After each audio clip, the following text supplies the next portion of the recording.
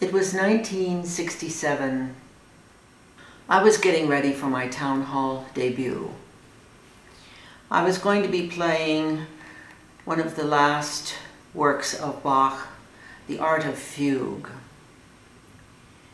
This piece is 20 fugues based on one subject.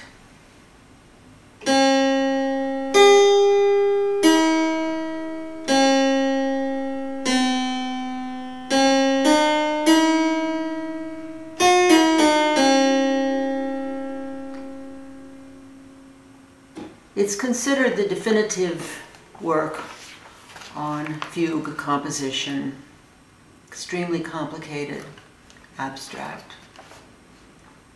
I was the first harpsichordist to play the complete work in this country. And I played it with no break, minimal break, so there was no intermission. The entire work ran about an hour and 15 minutes, something like that. A demanding piece to listen to.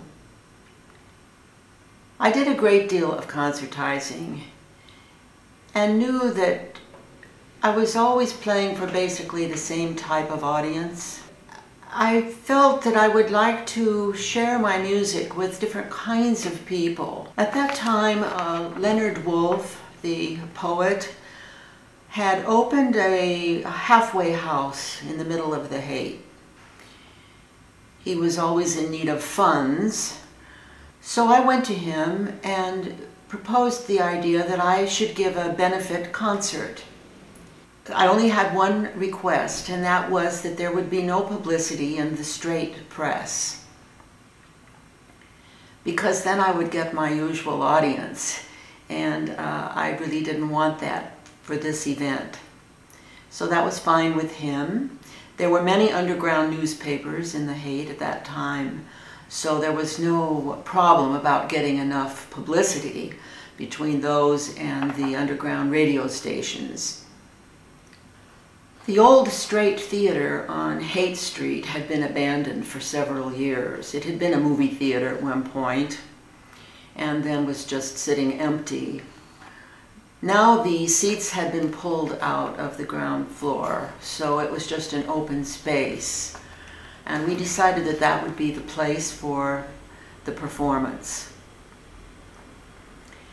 I erected a small stage near the center of the room, about 18 inches high, a platform, just something that could hold the harpsichord, and six foot high brass candlesticks that I got from a neighboring church.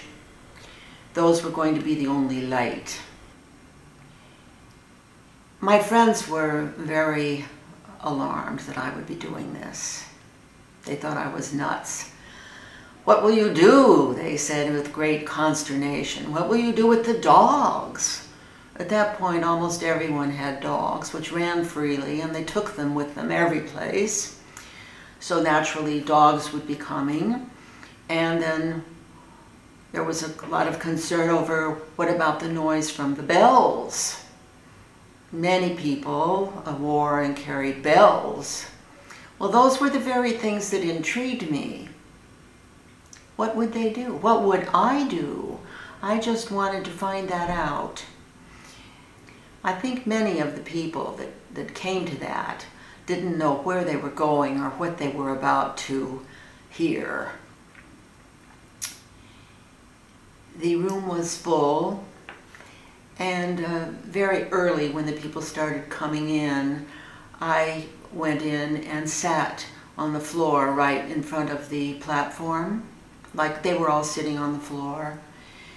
I wanted to be with the people that I was about to play for, rather than lurking backstage in some dressing room and then suddenly bounding out into the room. There were people sitting all around me.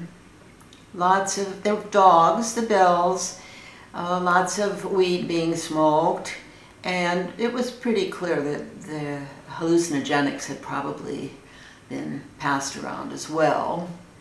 So when it became time to begin, I had arranged with the lighting person that I would start playing with the lights still up, and then very slowly over a period of maybe 8 minutes, the lights would darken, so nothing would be left but the flames of these 6 giant candles.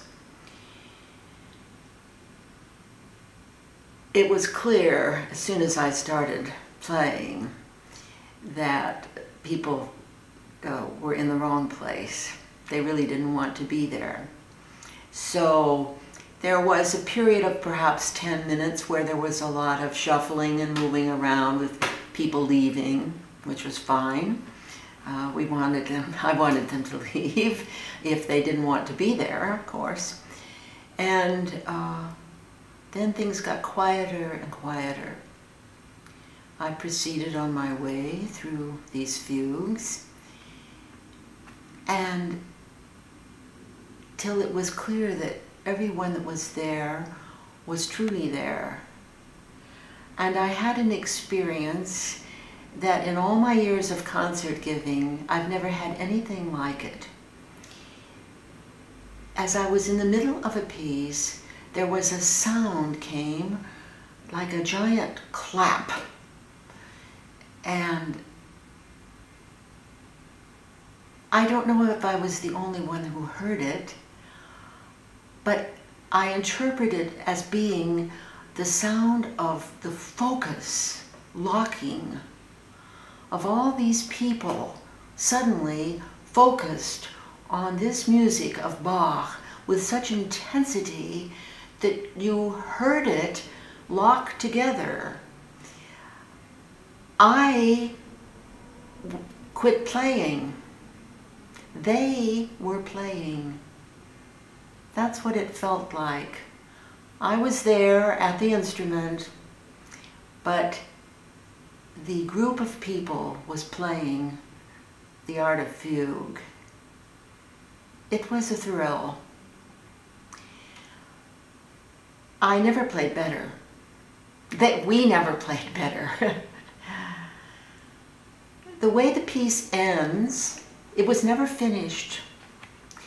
And just as the last fugue is beginning to turn into a triple fugue, the various subjects get stated, then they just trickle out, voice at a time. It's in 4 voices. One by one, the voices drop until there's only a single voice, and that peters out in the middle of a phrase. And the way I performed this work was one hand dropped to my side. When the other hand was finished playing, that dropped to my side. I bowed my head and waited. It was a very long time of silence. And then it was utter pandemonium.